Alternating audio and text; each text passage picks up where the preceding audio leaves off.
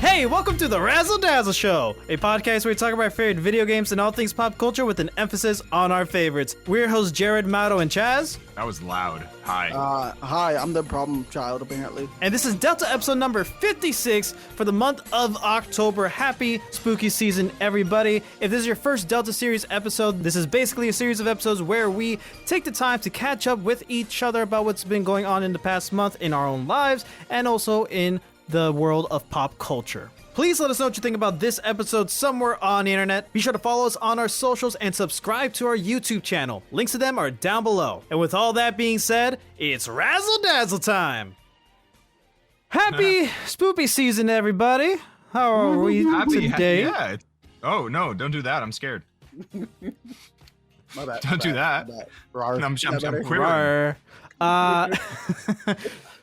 First of all, are you guys... Do we still dress up for Halloween? Even if we're not going out trick or treating, what is the non-age appropriate thing for adults to do? Is it trick or treating or dressing up? I think it's trick or treating is something that adults shouldn't do. Shouldn't do? Yeah, I'm gonna agree. Just because I like window shopping at Halloween parties. I think. Wait, hold on. What? Window shopping at parties? You know, you like to go see the different costumes, but they look like on people, window shopping. Yeah, okay. Yeah, sure. Okay.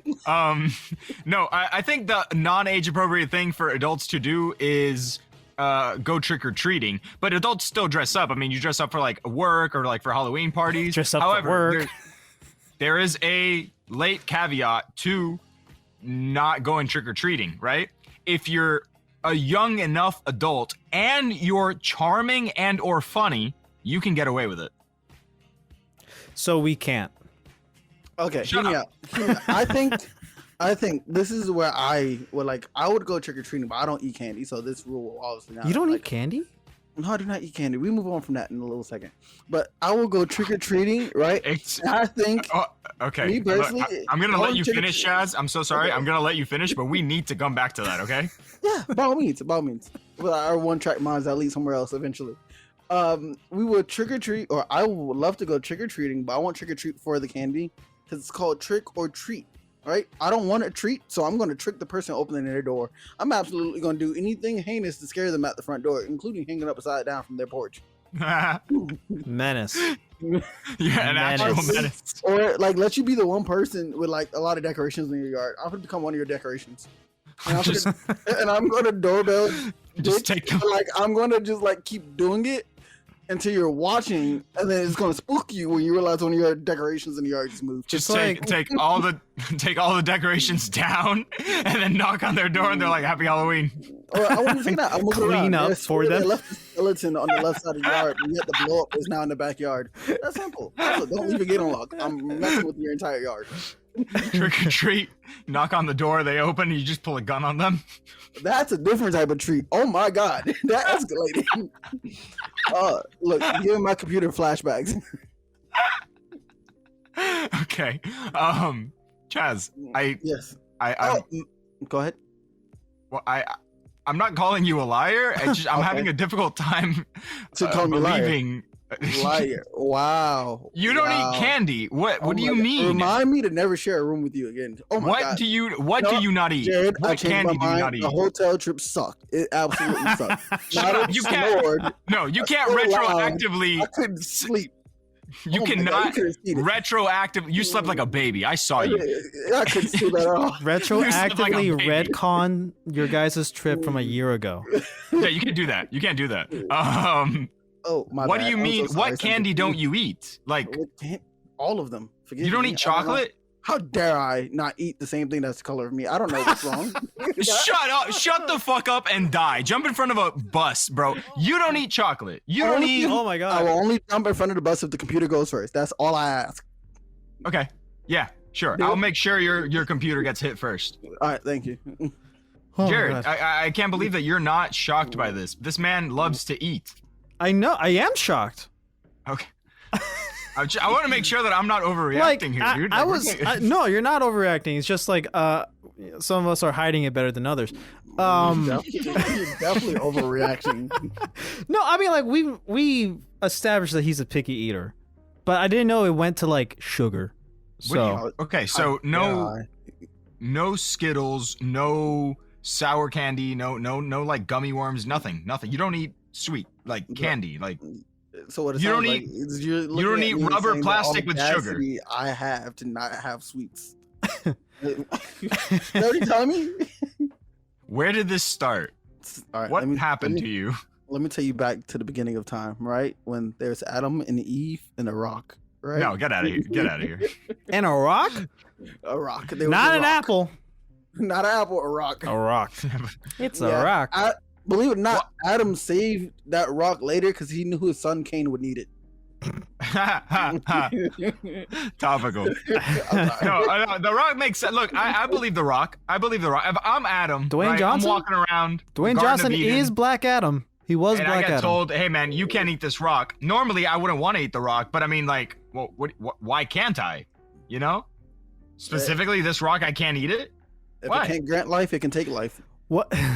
What are you guys dressing up for Halloween? As a United States Navy sailor.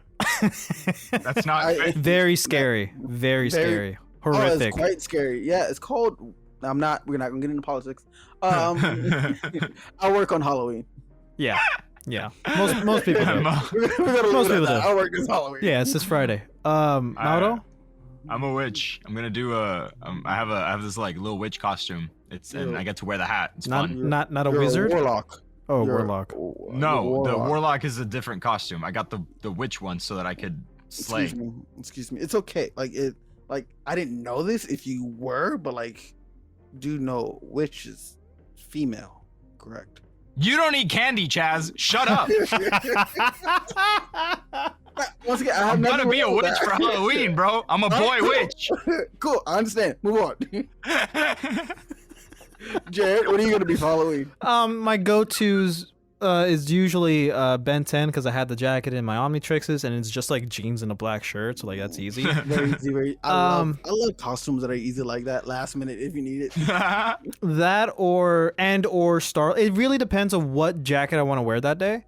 So it could be Ben 10 from Alien Force or Star-Lord because I also have that jacket. I have the helmet. I have a cassette player and a cassette tape and stuff, you know, and the blasters. So, you know, either or. It depends on which jacket I feel like wearing. I feel like when you wear those, you feel comfortable in your environment. Like I Yes. wish the only like quick fly makeup costume I got currently is either the Akatsuki from Naruto. If you guys know what the Akatsuki is. Yeah. It's not that hard to throw on a robe and a headband. Like it's that simple. All right, it gets hot in the robe, but other than that, there's an anime called Samurai Champloo. Yep. We're Right. very well aware. Yep. I can't remember his name for whatever reason. Mugen? right now. Jin? Yes, Mugen. Yep. Is it Sword. not? I have Mugen's sword actually. I don't have the sword. I got a random katana. It'll do because most people don't know what his sword looks like. I know what his and then sword I looks also like. got the Santa. Well, luckily, I'm not going to. You wanna borrow mine? You, who's going to judge me? Me? I would judge a because I know it's not accurate. See what I'm talking about? That's cool, dude. That's cool. Why not dress up as the dude who wields 3 swords in One Piece? Oh, Zoro? Zoro or Nora or something like that. Can't remember. Roronoa Zoro. Isn't that just Yeah, like that. you know, you wear a bandana, you have the 3 swords, and that's it? Let me tell you, my upper half don't look as good as he does, and I'm not for to walk around with one eye. Quite frankly, not funny. Everybody's gonna like put a third sword in your mouth. Quite frankly, I don't have that jaw strength. I said, quite frankly. Build So it. you can fight me, and you're gonna see 2 sword style, not 3. Understood. Well, to start off real quick, I just want to get through like what we've been up to as a show throughout this month. So we start off the month. This is a very guest heavy month, right? And I feel like I said that last Delta that like the rest of the year is gonna be very guest heavy. If I haven't, then it will be. We start off the month with having the voice of your Forger and many, many other things, Natalie Van Sistine, as a guest on the show. I wanted to release her episode at the beginning of this month because Spy Family Season 3 also started at the beginning of this month. So that's cool, right? So it's very, very timely, very topical, very cool person, very nice. She's very sweet. And it was a fun interview. And then the week after that, we had an indie game the developer of The Girl from Arcania, who, if listeners and watchers who are subscribed to our YouTube channel are already aware, if you already subscribed to us, you would have seen that we did a Let's Play episode, our first one, like a few months ago, and we have more of that in the works currently, so we'll be back in the world of Amazonia pretty soon, hopefully. But yeah, we've had Harrison Withrow on the show who made The Girl of Arcania, so like that was really cool. He's a cool dude, got to learn a lot about this Zelda-like game and a lot about him, so that's really cool. And just last week, we've had the developer and the creator of an upcoming indie game, Metroidvania, called Layers Deep, where you get to play as a little onion boy going through like a southern gothic autumny type of environment, type of world. So like that's really cool. The game isn't out yet. It's not going to be out for like a minute, but I feel like in terms of theme, it goes with, you know, it's autumn, it's already fall, it's already Halloween. The game is kind of spooky in a over the garden wall type of way, so that's really cool. Really fun guy, really fun dude. And if you haven't yet, go check out those episodes. And of course, we've been continuing our Breaking Protocol, Shade Protocol devlog mini-series featuring multiple different points and aspects of the game, and that's not stopping anytime soon. So yeah, man, great month for us. Really cool people to talk to. Really cool things are happening still, and a lot more is in the works for the rest of this year and even next year. So yeah, man, look forward to that. Onion man, okay, not onion boy. He's a boy. He's a man. He's a boy. He's going through all those adventures. Going through all that. He's a Ciboy. Yeah, get it? Onion in Spanish. Okay. All right, that's funny. That's funny.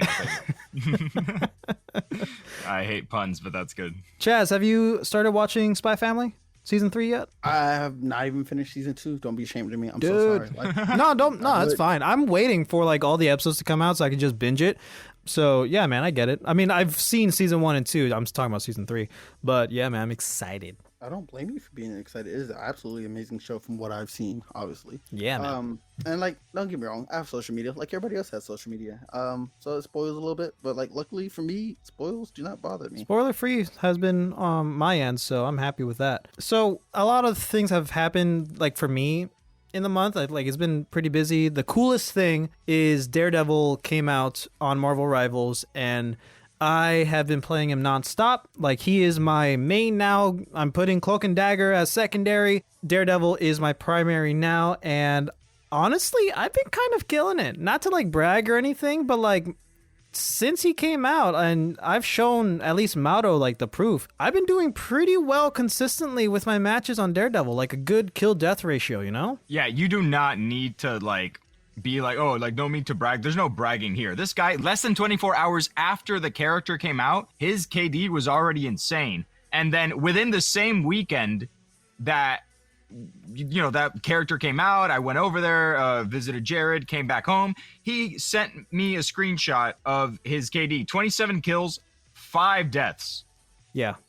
3 assists. It's been Doesn't pretty, like assisting people, but likes killing. It's been pretty consistent, like in that ratio, right? Like I have my off games sometimes, or like, you know, the team isn't great. And even when the team loses, like, you know, I'll sometimes go like 10 or 15-3 and stuff. So like, yeah, I'm very happy. I love Daredevil. I love playing as him. Like I feel like compared to any other DPS, right? That yeah. I didn't like playing any DPS roles in the game.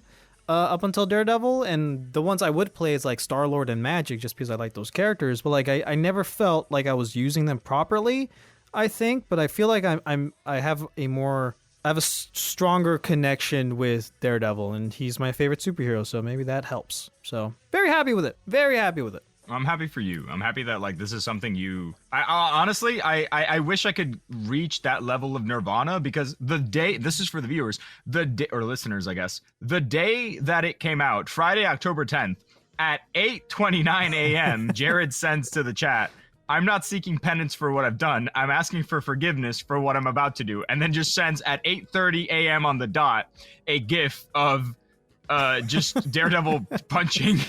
Didn't I send like a picture of like my first game with him? No, I didn't get that one. Oh, okay. I thought I did. One. Yeah, man. I could have. Yeah. Also, that's another big thing.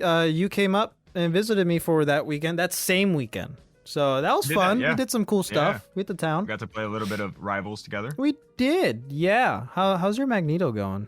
Oh man, I haven't played since. Yeah, no, I played once when I got back, but I haven't played since. It's been a busy 2 weeks. Yeah. Okay.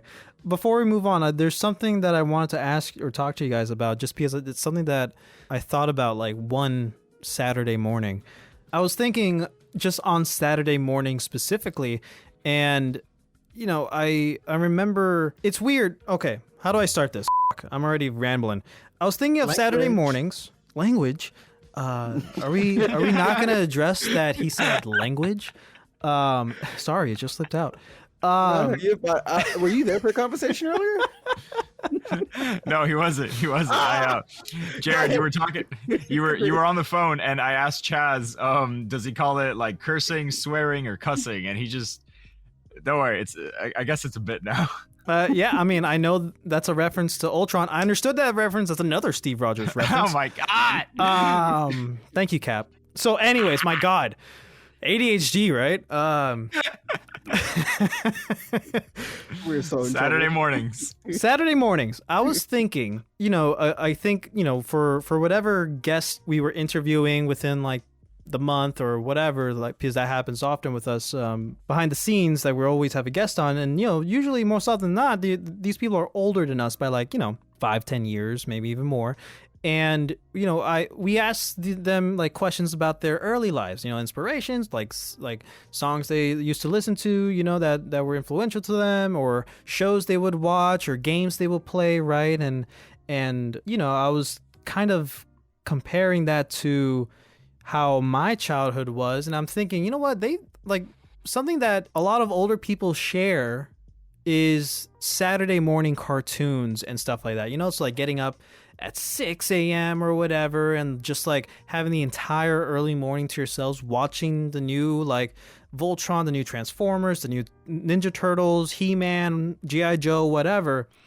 And I was thinking, like, I don't remember really having that as a kid, like a Saturday morning, you know? So that got me thinking, and I texted you guys in the chat so I wouldn't forget, like, do you guys remember your Saturday mornings? Because for me, or not just mornings, but like, what was your childhood Saturdays like? What was like the thing you got to do as a kid that you were excited for, like watching the new episodes of shows or whatever, you know what I mean? So like, I remember, I don't know if this was Friday night or Saturday night, but I remember Cartoon Network's like new episodes of Star Wars: The Clone Wars, or Ben 10, Generator X, Secret Saturdays, all this, you know, all that stuff, Chowder, whatever. And I feel like that was like Saturday nights. So like, my point is, for me, from what I remember, is like, there was no like Saturday morning hype for like new episodes, I don't think. I mainly remember it being in the evening on a weekend. So I wanted to like have that conversation with you guys. So Clone Wars and Ben 10, I think those came out in like Thursdays at 8 or something. Really? It's something like that. I don't remember it being Friday. Maybe they had stuff on Friday, but I know for a fact that like Clone Wars and like Total Drama and stuff, those would come out on Thursday evenings. But man, no, the Saturday mornings, I do remember Saturday mornings on Cartoon Network. I can't remember which block they had, but I had Saturday mornings at least like when I was like 2006 to 2008 at least. They had Thumb Wrestling Federation. They had a Yu-Gi-Oh 5X or 5D. They would show like the Diamond and Pearl Pokemon. I don't know if these were like new episodes. I just know that like there was a block. There was like a Saturday morning block between 2006 and 2008, and like I remember those fondly. Unfortunately, I did get to have a Saturday morning childhood, because I would wake up way earlier than my parents. My parents were still asleep, so you know, my mom and her husband, they weren't like asking me to do stuff or messing with me or whatever. So like I got to have a couple of hours of just sitting in front of the TV and enjoying some cartoons. Shame on you for thinking I'm up at Saturday in the morning. Saturday o'clock. Saturday o'clock. You thought I was awake, quite frankly. Even as a kid, huh?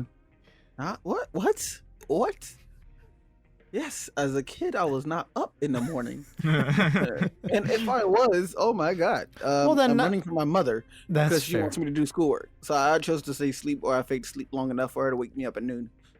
Chaz is an enigma, man. Well, then not even so. Like that's I didn't want to restrict this conversation to just Saturday mornings. That's why I mentioned. And mornings in general? No, not even mornings. I'm just saying like I was Saturdays in thinking general. just Saturday, but I feel like we're blending it more towards just like Friday, Saturday, for the purpose of our equivalent to Saturday mornings in the 80s and 90s. Like what is that for us? What was that for us? So that's also what I'm trying to like. I worded the initial question terribly. No, but I understand now. Okay. So you want to know what my Saturday consists of as a kid growing up? Your equivalent to 80s, 90s Saturday mornings, yes. 80s, 90s? How old do you think No. He's asking like when you're talking to like look, when you're talking to a late millennial or an old head or something and they equate peak childhood to Saturday morning cartoons, that feeling that they get, what elicits that feeling in you, Chaz? What is that like core childhood memory where you're like, I can't wait for this particular thing? Yeah, that could be Friday nights. That could also be a Saturday morning. Like whatever thing that you were looking forward to as a kid. Okay. Anything before 18 is considered a kid, right? Yes, sure. All right. Cool. Can I say no? But whatever. My favorite things, believe it or not, as much as a scholar I may seem to have been, I enjoyed waking up in the morning knowing that I was going to skip school to go to a casino and a buffet. That was like my like peak life of like, I can't wait for today. What? That When did you skip? At what age and for what reason did you skip school and go to a casino to eat? Just for the buffet. Just for the buffet. because I wasn't old enough to gamble. So yeah, I was kind of there just for the food and the visuals. Because the buffet was also like on the 5th floor, I believe. So we used to just go sit at the window and just enjoy the view. And, You know, okay, you would look forward to this. Yes, I would look forward to it. Like I would wake up early enough to go there, but if I wasn't going there that day, I'll probably be late to school. Not gonna lie to you. You would do this before school. Yes, it was before school. Wow. So you know how you had like a lot of time before you had to to get No. to school before they call your parents talking about he's not here. Well, wait, hold on. No, my like homeroom teacher would send that out if I wasn't in homeroom. Yeah. Oh no. Different schools. So if you guys were at school before like 10 or something, like you're in the clear. We had to be at school before 12. What? Wow. Yeah, that left 2 hours to just be stuck at school. But other than that, we was quite frankly just all morning just across Miami, like not even nowhere near the school. That's some like. Uh-huh. This is high Here's school. Yes, this is high school. Oh, we ran into one of my friend's mother on the highway one day, and let me tell you how hard we hit the e-brakes. We were like, "Ah!" Get behind the car, don't get too close, don't get next to it, don't pass it. That's not like Whatever reason, 90s. We was on her way to casino too, so we had to hide in a Yeah, that's casino. it. Honestly, Chaz, how old are you for real? Because that does not sound like a modern day invention. Yeah. Unless you went to high school in like Baltimore or something. No. I was 16, 17. Because I was doing this from like late sophomore year, Wow. junior year mostly. And then don't even count senior year. Senior year, I was quite frankly absent, but I knew the attendance lady. So she'll fix it at the end of the day, even though they got a phone call. And I just show my mom, like, hey, look, I was there. I don't know why they keep calling you. Gaslighting your own mom about your attendance. I love that for you. She's like, why weren't you at school today? And I'll pull up the attendance sheet. It says, Whose side? Whose side? it says present. Here's the proof, Mom. I don't know what to tell you. That is so funny. Oh What my about you, god. Jared? I mean, I think I already said it. So like, I remember I honestly thought it was like Friday night, Saturday night of new episodes of Clone Wars, Ben 10, and this and that, this and that. I remember like this was probably Friday nights, like towards, I don't know, 6, maybe 7, maybe 8. I don't know. There was like a block of like all the live action shows on Cartoon Network. Like, dude, what will Cartoon happen? Network. Destroy, Cartoon build, destroy, level up, you know, and like, Cartoon Network real, bro. right, yeah. So like, I remember all of that, but I remember specifically like in our old apartment before we moved in with my stepdad. Like, I remember seeing, like, this was part of the nude era in Cartoon Network, and, like, whenever they were, like, showing the promos for the new episodes, like, everything was golden, right? Yeah. Black and gold, and I remember specifically seeing an episode of Clone Wars, like, Season 2, like, new episode, coming out, like, soon or whatever, and, like, that's a quick flash, you know? But I don't really remember anything other than that. If anything, like the core stuff for me for like early cartoons as a kid that I was excited to wake up for was during the weekdays before school at 6 a.m. we have Transformers Cybertron on Cartoon Network. That, or like every other day or like every Wednesday or something, it was Code Lyoko, and I would remember being so disappointed and upset for the entire day that I didn't get to watch Transformers Cybertron, later Transformers Animated, after a few years, because Code Lyoko was on instead. It ruined my entire morning. It ruined my entire day when Code Lyoko came on. My God. That's what I remember. Well, that's a fond memory. I guess. The times where it was Transformers, yes. Very fond. All right, well, that's it for me. Well, I feel bad that mine wasn't cartoon related.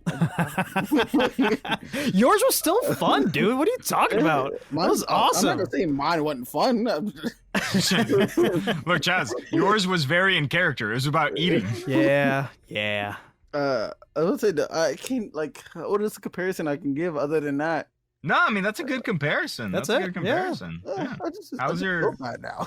I was part of that. Our answers were part of Jared's, like, what did I do this month, you know? Yeah, it's just something that I thought about, and like I wanted to talk to you guys about it because I feel like that's an interesting conversation from our generation, or for our generation, you know? Because it is different than, you know, people who, you know, the previous generations, people who are millennials, who grew up in the 80s and 90s. We just have a different experience, but yet still kind of similar. Like we are in this this middle ground between, like, you know, kids nowadays and then, where like we got to experience the old and the new at the same time type of stuff. You know what I mean? So like I feel like that's all I wanted to talk about. It's just something that I've been thinking about for the entire month, and I've been waiting to have this moment to share it with you guys.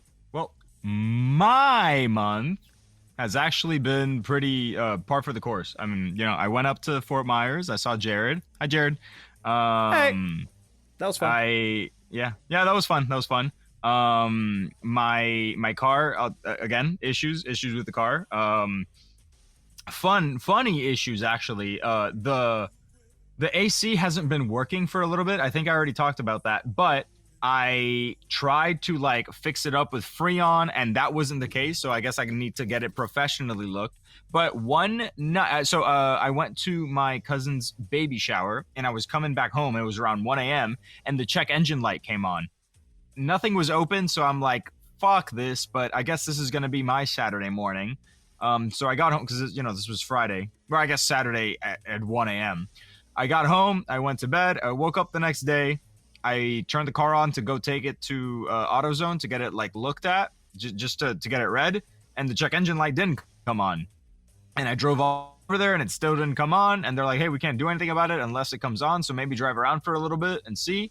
I did, nothing, and I've been driving around this entire week with nothing, no light, no light coming on, and I'm quite frankly, I'm frightened because it kind of, it's like it decided to be a little silly. It's like, hey, I got a problem, but nah, maybe I'm not going to tell you what it is. Maybe I'm not going to tell you. I might not have a problem. I hate that, dude. And yeah, no, that sucks. And I started playing Death Stranding. Weird game. Yes, it is. I didn't. It's not that I gave up on it, but then I started playing Code Vein instead. It's fun. It's like Bloodborne, but easier and anime. Kojima, man, he's not for everyone. No, but I like Death Stranding. It's just a weird like story, I guess. Like I'm watching it and it feels strange, seeing real people act like the way that characters would act in an anime. Like I'm looking at this and I'm like, this should be an anime and I should be listening to this in Japanese, reading subtitles. Right. But whatever. Yeah, the game itself is actually pretty calming. It's pretty fun. Cool. And that's it. That's my month. My month has been give me a second. Sorry, people want to walk in. My month has God been damn it. very eventful. Work wise, I've been up to my neck at work again, and I feel like every time I come back to this podcast, it gets worse and worse. Sorry? Yeah, so, don't apologize. It's not your fault. It's No. you're not causing my work Jared, to be it. he wasn't talking about the podcast. He was talking about the situation at work. This is every time I come back. This is like I got more work problems than I did the last time. But other than that, my PC's been giving me problems. You've seen the solution. My PC, since my PC's down, I can't play Wukong like I wanted to. Like, cause you guys know I was supposed to be doing the whole like play like the Wukong way. Yeah, like, that's smooth right. and everything. Yeah. Yeah. So I got tired of fighting my PC to the point where I just spent money on the game I got on my PlayStation. Honestly, my PlayStation giving me problems like the PC does, and then the PlayStation is going to get the same solution. Quite frankly. Other than that, I've been picking up my instruments again. I've been trying to play. I have the guitars and violins. You guys know about the 3,000 instruments I have.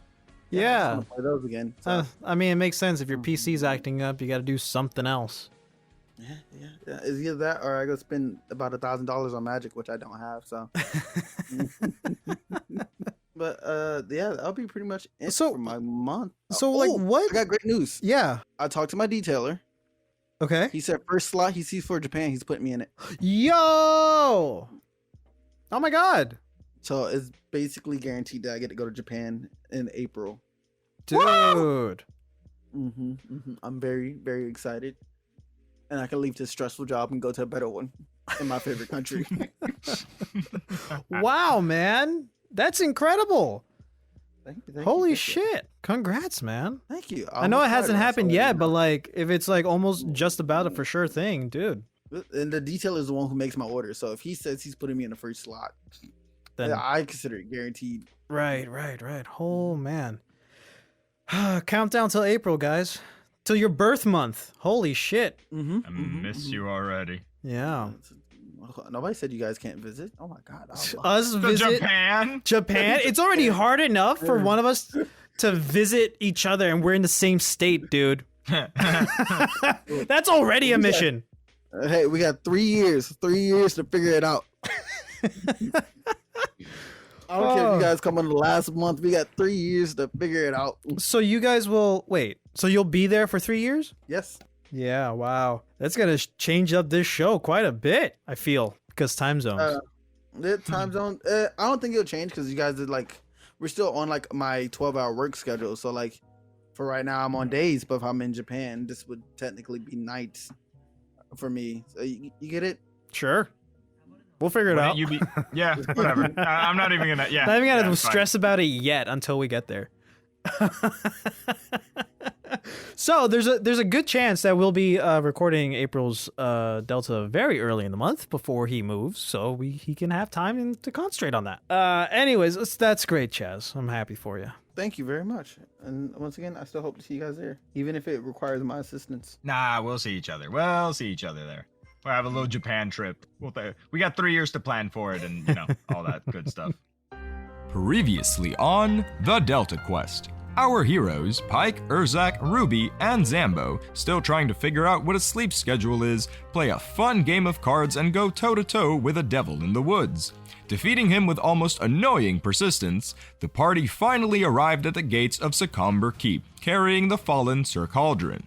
What will our heroes face once inside the walled city? Find out on this episode of The Delta Quest. When we last left our party, Urzak in his giant dragon form had dropped off the party a few hundred feet, maybe a mile, maybe more. I don't know when you stop seeing a dragon, but away from Secomber Keep. And Pike, Ruby, and Zambo walked up to the gates holding Sir Cauldron's body, only to be met with a line of refugees as well as a hooded rider swinging past them, holding a swaddled something or other that seemed to have been moving, and then immediately afterwards, being like guards swung by. So you guys are right now standing in the middle of a field outside of the castle walls, and you see this guy or girl or something, I don't know, this hooded rider just go right past you, and then there's some guards chasing them on foot, and one of them just kind of stops, and he's like, because they're on foot and he's wearing armor, and he goes, whatever, it's fine, it's fucking elves, man. What do you guys want? He says, turning to you three. We're here to see the queen and return one of your knights. He passed away. No queen. I guess you mean Lady Ashla. Yeah, yes. Wait, what do you mean? One of our knights? Is that him? He says, pointing at the body. Yes, this is Sir Cauldron. Oh, that guy. Oh man, and then they're all just kind of like, all of the soldiers give, sort of like kick the ground, and they give various amounts of ughs and damns and whatever. And they're like, yeah, I mean, I saw it coming. He was kind of a fairy tale knight, Yeah, he was a character. Definitely a character. He told us in his dying breath to seek out Lady Ashla, and he said that she'll help us with our quest, even providing an army. His words, not mine. We're on a noble quest, and we must see her immediately. Okay, look, I can take you over to Lady Ashla right now. She's in a conference with other lords of the land, and merchants and such. I can take you over there, but look, I'm just gonna be honest with you, man. This guy right here, the guy that you're carrying, I think he was a little nuts, a little crazy, maybe. He definitely had it in his mind that he was on a noble quest, but let me just take you to Lady Ashla. Thank you. Then, yeah. So, this particular guy, this guardsman, leads you past the line of refugees, and you see that they're all looking very, very, very haggard. Walks you through the gates, and then inside the city, it actually looks really nice. It looks like a genuinely well put together city, a stark contrast to the just barren wasteland outside. And you guys walk through the streets. Eventually, you reach a set of stairs and go up into what you assume to be the main sort of castle building, whatever. And you walk through a couple of halls, and eventually the guard walks in up to two double-sided doors. He whispers something to the guard outside. He looks to you. He's like, wait here. Goes inside. A few minutes later, he opens the door again and motions you inside. You guys follow? Yes. I cannot. No, you cannot. You are still a dragon outside of the castle. Urzak ain't here. It's just me, Ruby, and Zam. Yeah. We still have telepathic conversations. We can. Urzak is like looking at some daisies and just, like, what do you want to like describe the daisies to them while they're waiting? No, I know what daisies I'm looking at. I'm looking at the knights, and I'm gonna look at Pike and be like, I will burn the ground they stand on. Just let me know. Understood. I'll give you a signal if we need it. Or you can, quite frankly, just say, "Hey, there's no need for a signal. Telepathic." Yeah, I mean that's what I'm thinking. I'm thinking that. Yeah, I'm already saying that in my mind, dude. You got it. Well, remember, we're in each other's mind at the moment. So. Yeah, I know. That's what I mean. So you guys, Pike, Zambo, and Ruby, holding Sir Cauldron's body, walk into what appears to be a war council, because there is a large table, oval table, with a lot of important looking individuals on all sides of the table, guards with different emblems and stuff standing behind them, and at the very center of the table, at the head of the table, is a black-haired woman also wearing armor, and she has the crest of a sun on her chest. And the guard walks up to her, whispers something into her ear. She whispers something back, and then the guard comes up and he says, yeah, I'll take Sir Cauldron off your hands. Cool, thanks. All right, so he takes Sir Cauldron, he walks away, and Lady Ashla motions over to you. She says, come hither. Okay. I walk up to her. So you walk up to her, and all of the lords are kind of looking at you. They're giving you side glances or whatever. And I think I should kneel. Well, do you kneel? I kneel. You kneel. She looks at you. Some of the lords start laughing, or giggling, and she says, oh, there's for that. I'm very tired. I'm much too tired, honestly, for all this pomp and circumstance, but I appreciate you showing respect. May I have an input? I'm sorry? May I have an input? The dragon outside of the castle who is not in the room, sure. Yeah, I want to talk to Pike real quick. Okay. Okay. My words to Pike will be, get up. She's below you. Don't you bow to that motherfucker. Oh my god. I get up and I don't acknowledge what Urzek said.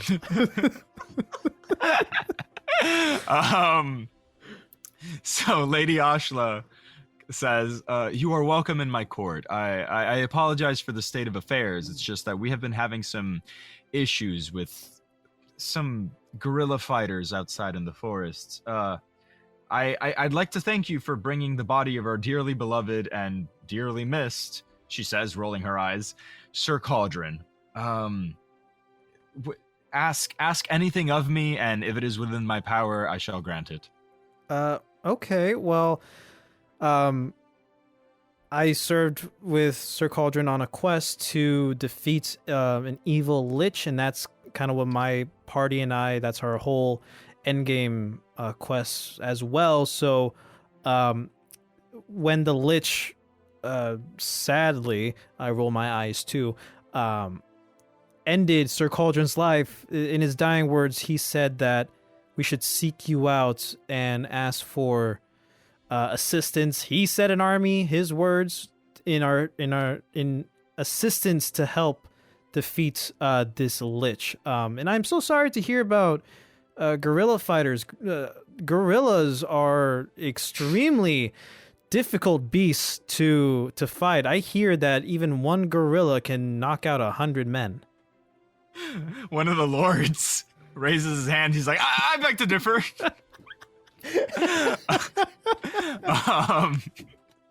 Lady Ashla raises her hand to quiet him down. She goes, no, not that type of gorilla. And before she continues, a haughty, bearded gentleman, one of the lords sitting in the table. Did you say a hottie? What do you mean a hottie? Haughty, Hau. Oh, okay. I thought you were saying like this guy. Thy. No, he's not a hottie. He is haughty. He's a heavy-set gentleman with a beard, wearing all red, and he just kind of like laughs. He guffaws. He goes like, ha, ha, lich. What? Lady Ashla, you truly cannot be taking these adventurers seriously with their wild tales of liches. They're just looking for attention and perhaps some gold or whatever. We need to focus on the matter of hand. The elves threatening our borders, our cities, our merchants. And then a lot of the other merchants and lords start agreeing and stuff.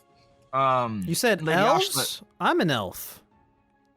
yes, you are, he says, crossing his arms, and he's like, it's quite frankly shocking that you were even allowed in here. Well, right, but like I'm not a dick, so what kind of elves are you dealing with? Maybe I can help. Maybe we can work something out. Lady Ashla raises her hand. She's like, I will have no prejudice in my court. Okay, clearly. clearly this elf. Well, what is your name? She says. My name is Pike, Lady Ashla. Clearly, Pike is not a wood elf, as the ones that you would have us believe are attacking our merchants and our cities and stealing from us. She turns to you and she goes, "We have been having border disputes with some of the elves in the Great Everwood Forest for a bit. Some of my eyes closer to the ground, such as Baron Rayland over there," she says, motioning to the Hawk Tea gentleman, claim that these elves are responsible for these attacks. And as it stands, I would love to help you fight, give you assistance in fighting a lich. I mean, a lich is if it's threatening my lands, it's a pretty big threat. However, at the current moment, my biggest concern is the threat to my city right now. And I am being told that it is these elves in High Everwood. So, let me tell you something. And it is not because you are an elf, but it is because you need assistance. You need assistance, I need assistance. Let's work something out, perhaps. You and your party, a neutral party, right? Unbiased to either our side or their side. I'll have you walk into Great Everwood, meet with whatever leadership they have over there, I suppose, and see why they're attacking our forces, why they're destroying with our merchants, and perhaps we can come to an understanding. I mean, we haven't even talked. There haven't even been any talks. Just a lot of arrows flying from both sides. Yeah, sure. I'll be happy to help. Not just for our benefit, but of course just to help you guys out in need. You seem like an incredibly powerful and yet respectable leader, and that is something that I admire greatly. Can I ask a few questions just so I can understand the situation better then? When did this all start and who attacked who first? The Baron laughs. The Baron Rowland, he starts laughing. He's like, "Oh, what do you mean? What questions are these?" And Lady Ashla raises her hand again and she goes, "Baron, he was speaking to me. We've been having issues with these elves for a couple of months now. Who shot who first? I've never had any issues, nor have my men, with any of these elves. However, we started noticing some merchant wagons go missing. Some of them never made it back from here and to here. And some of the ones that we've sent out have been found days later down the road, riddled with arrows and all of their goods taken." Are there any local types of monsters in the area that you're aware of? Nothing that merchants wouldn't be able to handle. The occasional cave spider, but our roads are well kept and safely guarded. Honestly, we've never even had any issues with these elves. We've known about them, they've known about us, but we keep to our borders and they keep to theirs. Yet suddenly, merchants are going missing. Cargo is being attacked, and we have sent an envoy or two into the forest, and we have not heard back from them since. And nobody from your side has tried to make any type of diplomatic, set any meetings or anything to see what's going on? I mean, you said it's been months. I would assume this is something that... Yes, we have sent 2 envoys, like I said, but we have not heard word back. Both of them have gone into the forest and not come out. I personally take this as an affront, because even if you were to deny our peace talks, killing or imprisoning diplomatic envoys is call enough for war. So yes, when my guards see elves in the near our borders, I can't be held responsible when they attack and the elves attack back. I see. Okay. Well, with that, I'll be more than happy for my party and I to step into the forest and try to see what's going on and talk to their leader. But if I may ask for one request to help us in this, could I ask for your Baron to accompany us? Lady Asha looks at the Baron, and the Baron guffaws again. He goes, "You want me to walk into an elf-infested forest only to be killed? Absolutely not." Well, Lady Ashlis. will be easier. Think about it like Lady- this. You're walking into an elven forest with an elf, so the chances of you being attacked are significantly reduced, and I already pick up some vibes of racism here, so like clearly you don't like elves and there's something fishy going on. I wanted to keep a close eye on you. Lady Ashla looks at the Baron again, and the Baron laughs. He goes, even less of a reason for me to go in there. I've seen elves killing each other just as much as they kill humans. I would not feel comfortable in your care. Lady Ashla, I will have to turn this proposition down. Lady Ashla raises her hands, and she goes, unfortunately, I cannot command my lords on a diplomatic envoy that they do not wish to be a part of. Tell you what. You figure out what's going on, at least get some talks going, and if it is instrumental to a peace that I am trying to achieve, I shall lend you my elites. Okay, fair enough. Then with that, can you point me to the direction of the forest? Absolutely. The head of my guard, Sir Bralden, will guide you to the edge of the forest. And then the guard earlier that had taken Sir Cauldron's body walks up and he goes like, yeah, I'll take you up to at least the edge, but I'm not walking into the forest. Understood. Okay, so I guess as we're heading out, then I, pay my respects to the lady, bow, whatever. On our way out, I would like to do I guess, sleight of hand. I don't want anybody to see, but I want to use my mind reading orb to read the Baron's mind as we're walking out, but I don't want anybody to see. So I don't know if that's stealth or sleight of hand. So you tell me. No, yeah, that would be, yeah. Do sleight of hand. Okay, I got a 32. Oh, perfect. So nobody sees you. Nobody. Not even Ruby, not even Zambo. Zambo's walking next to you. He's like, oh, this is pretty fun. We just gotta talk to some elves, and then we'll have an army. And your mind reading orb goes past Ruby real quick, and it's just kind of like, oh yeah, okay, I guess more useless side quests before we actually have to deal with the real thing. And eventually you move it towards the Baron, and all you get is you have a few seconds to hold it before people take notice, and all you get from the Baron is, hopefully they get killed by the elves. They won't make it 10 feet. 20 feet into the forest, I'll be skinned alive. And if not, well, I'll have somebody.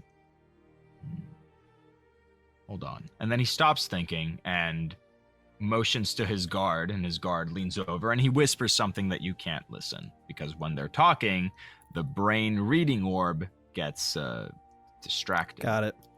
Is there a way for me to also, like, with whatever time that's left, to also try to read the lady's mind? Sure. Is that another sleight of hand? Throughout the same sleight. No. We'll use the same sleight of hand. Okay. Nobody saw you. You have a couple seconds. When they started talking, you shoved it over, and you she has a lot of thoughts going on. You can tell that she's stressed. You can tell that she just wants this to be over with. She's very tired. But there's no guile in her brain. You know that she fully intends to honor her part of the bargain. She just wants to know what the is going on. Good. Okay, I think that's exactly what I wanted to hear. Cool. Yeah. Oh, also, just to stay realistic, right? She doesn't expect you guys to come back alive. If you guys die, it would be a shame. But she's like, hey, no skin off my bones. Right. You know? Yeah. They wanted this. That's fair. That's fair. Yeah. Cool. Then we walk All right. out and head to the forest. So you guys, the guard walks you out the castle through the gates, and as you're noticing that the path that he's leading you to the forest is the same path that you guys took from Urzak. Do you want to like let Urzak know to turn back into a here? What do you want to do? Hey, Herzak, can you hear me? Can you think me? Can't think. What? I want to just telepathically catch him up on the situation, so I don't have to re-say everything. Cool, I'm caught up. Okay. All right. The way I was perceiving our telepathic ability is like I can hear what he hears depending if he lets me hear. Right. Yeah. I'm cool with that. Yeah. He's letting me hear that right now. Okay. So you're Urzak, you're aware that they're coming up to you, and it's not like a huge thing, but just letting you know, like, if you wanted to turn back, you don't have to. You can stay a dragon, but if you wanted to turn back, now would probably be the time. No, I'll just stand up. Stay a dragon. Thank you for that. Thank you for staying a dragon. So, he eventually does lead you near, like you're not at the edge of the forest yet, but you're definitely within eyesight of Urzak, and the guard stops. He's like, oh, dragon! He says as he takes out his sword. Don't worry, he's with me.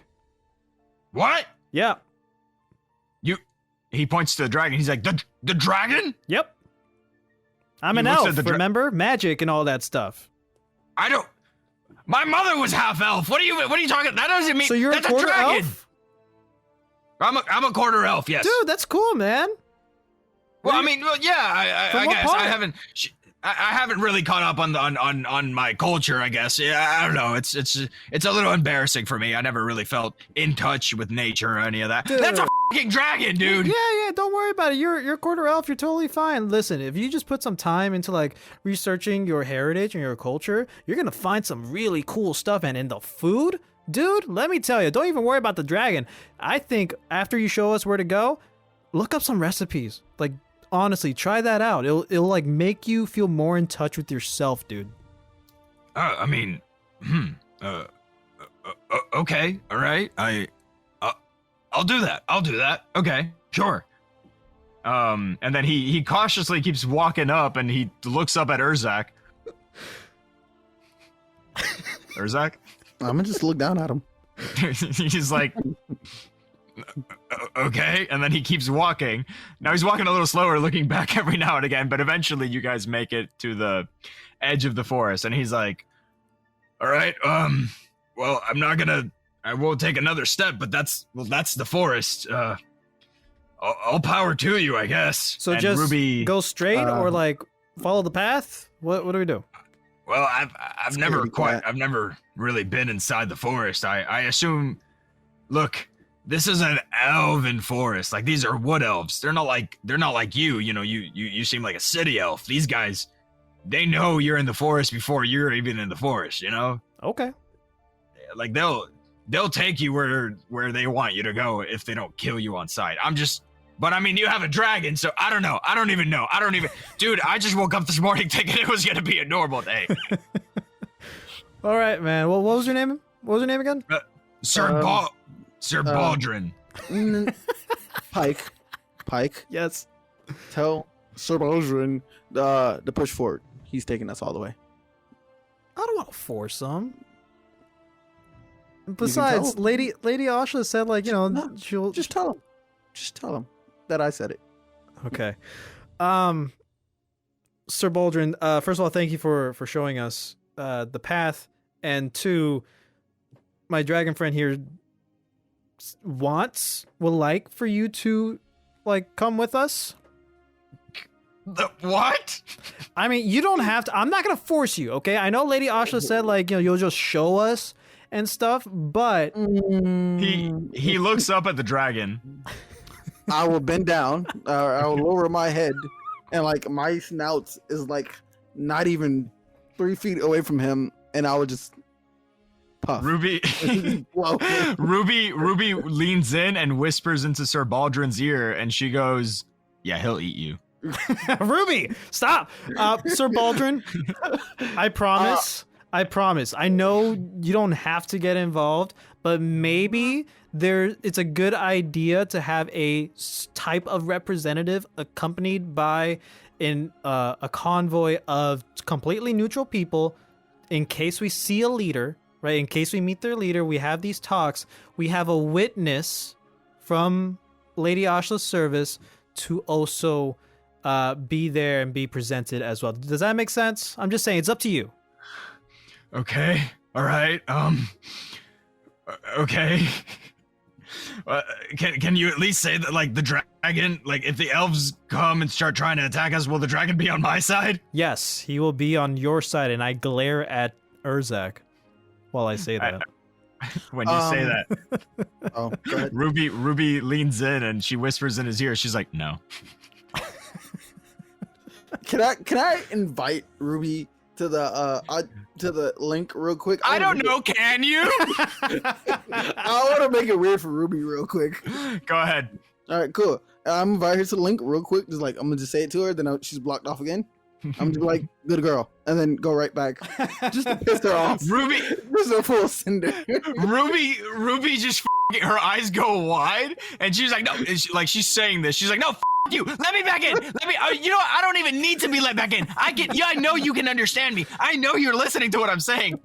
And Sir Baldwin is just like, all right. He puts his hands up. He's like, okay, I don't know what's going on here. I'll guide you. Just please, whatever this is, stop it. Thank you, Sir Baldwin. I appreciate it. I'm gonna say you're welcome. I'm gonna say you're welcome in his replacement. So, Sir Baldwin starts guiding you guys into the forest, and a little bit like you guys take maybe 20 steps, and you see a charred supply wagon with like a bunch of arrows like embedded into them, and some boxes and stuff strewn around, but you can tell that it's been ransacked. Well, let's investigate. All right. So, my passive investigation is 21, just so you know. That's not passive, since you're actively attempting to investigate instead of something happening to you in which you would have to like find out about. You can roll me either an investigation or a survival. Well, I got a 19 for investigation. All right, you passed. You way passed. Cool.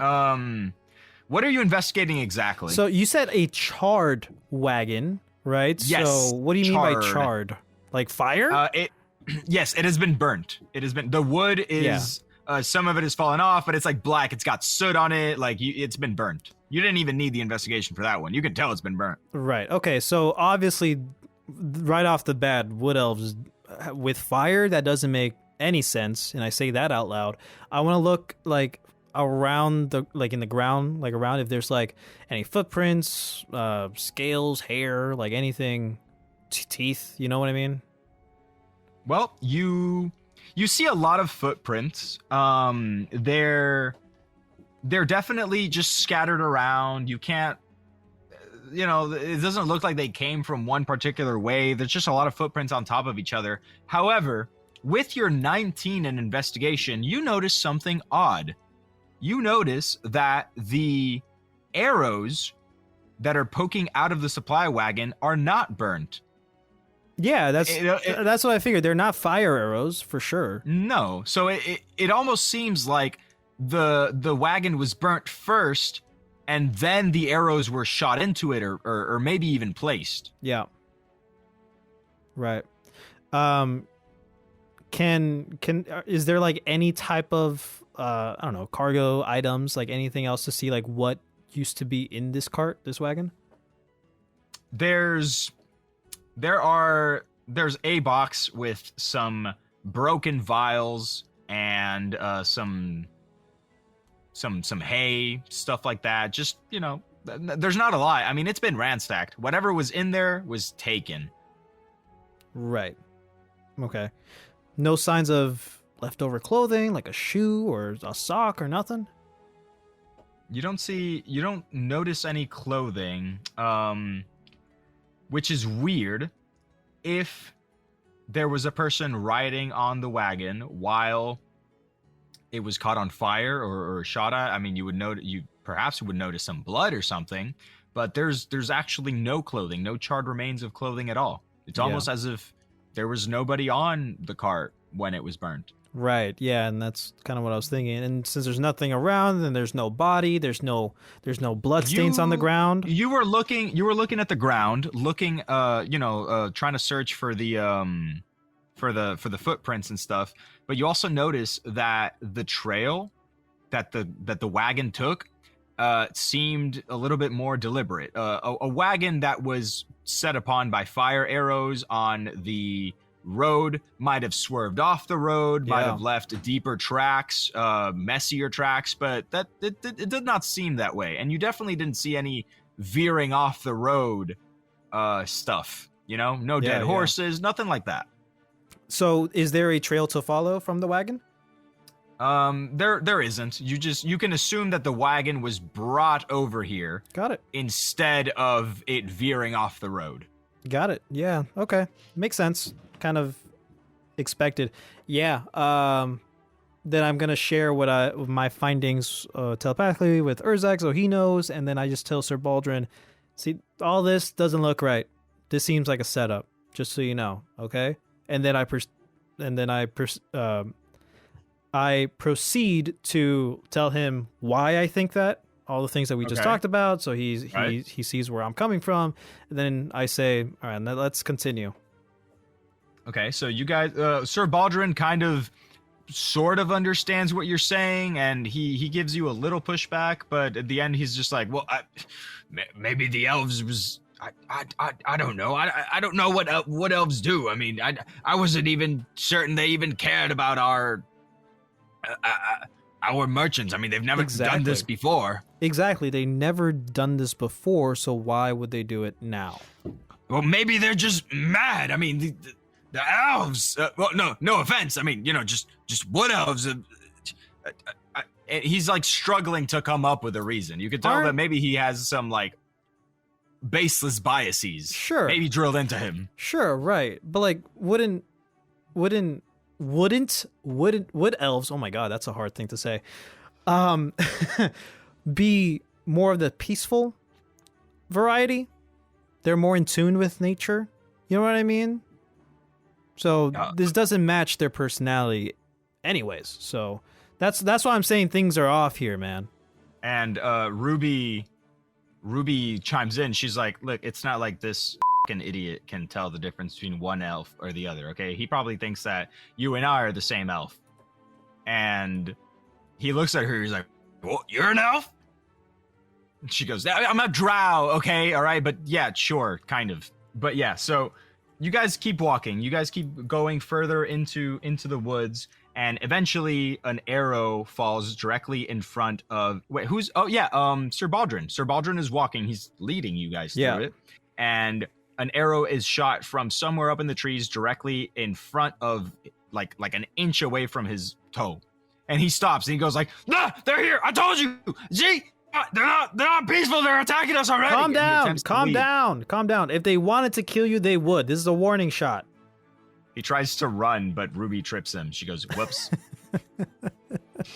And at that exact moment, a dryad, a female wood elf, but like glides almost down from the trees, points her arrow at you, and she goes, "You're right. That was a warning. The next one will be a sentence." Like a death sentence. Oh, I get it. Okay. Yeah. I put my hands up and I'm like, listen, hey, hi, great shot, by the way. I understand that you will kill us immediately if you want to, but I swear we come in peace. We just came to talk. Right? Coming away from the burnt wagon that we did not destroy. I believe that you did it. Exactly. That's what I want to clear up. The humans over there in that fort next to this forest, for some reason, think that you guys are attacking them and stealing their merchants and all that stuff and sabotaging it. Bad stuff. I think that's completely false, and I think you guys are being set up by one of their officials. We're here to help and clear your guys' name and to settle peace. And so you hear a voice from behind you, another female voice, and it goes, "Oh, look at that. The humans burn and pillage their own cards and then blame us and then walk into our forest and try to tell us that they want to make peace. That's insane." Hey, I'm not a human. I'm an elf. Yeah, okay. You're wearing clothes, man. You're humanized. That's funny. You got me there. So if you look around, you see that you're surrounded by these dryads. There's about 6 of them. They're all pointing arrows at you, and you get the distinct feeling that there's probably a couple more up in the trees. Yeah. And she, Ruby walks up and she raises her hands and she goes, "Yo, man, okay, I am so tired of this, all right? If you wanted to kill us, you clearly would, like my buddy here said, okay? So just you have the high ground. Obviously, you have the upper hand. Just take us to your leader, and we can get this one sorted. Buddy? Shut up. You know what? No, never mind. Kill us all. Kill them, actually. I'm done. I'm going to go find the Lich.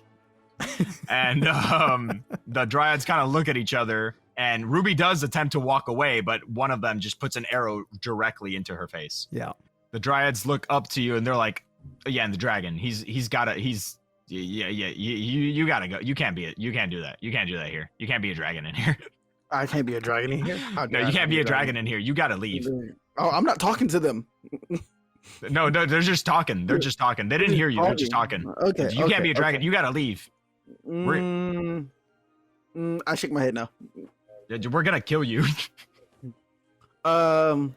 I will.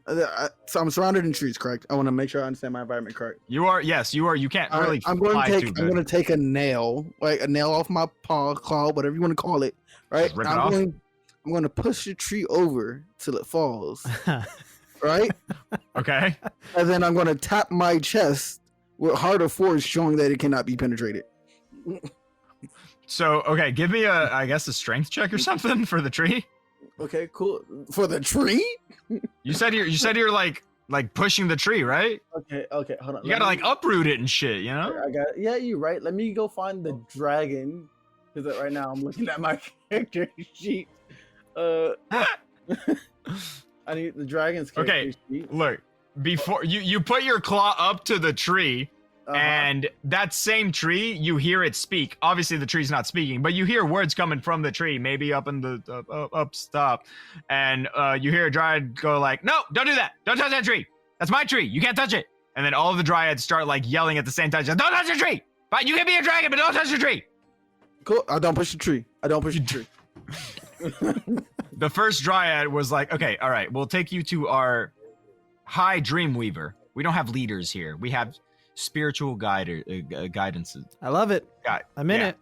Come on, let's go. Okay. And you guys walk. You follow. You go through, and eventually she leads you to this glade where a bunch of other elves. Now there are male elves in the mix as well. Some female elves, some regular elves, and as Ruby goes like, "Okay, so where's your leader?" All of you, suddenly your vision goes black. All of us? Like me too? You too. You especially. Yours goes black first. What do you got against me? You're a dragon. You shouldn't be in the forest, bro. How are you making it through these trees? I don't even want to think about it. I accept. And that's where we're gonna wrap it for today. All right, so I'm blacked out in the forest, surrounded by elves. We're all drugged. We all got roofied. I'm crashing out. We're all As soon as I wake up, I'm crashing. Absolutely. Your vision is black. That does not mean that you passed out. Just your vision is black. That's it. All right. Okay. So That's a great episode, man. I like how that Delta went. It's a nice change of pace from everything else we've been doing. we got funner things in store. Funner. The other half. The other half of this Delta. We're saying bye. I can't see in here. It's dark. Shut up. Urzak is not talking right now. Hope you guys have a happy Halloween. Be safe. Get candy responsibly. Trick people responsibly, right? Don't do anything too dumb, Chaz. Don't do anything that'll get you in trouble.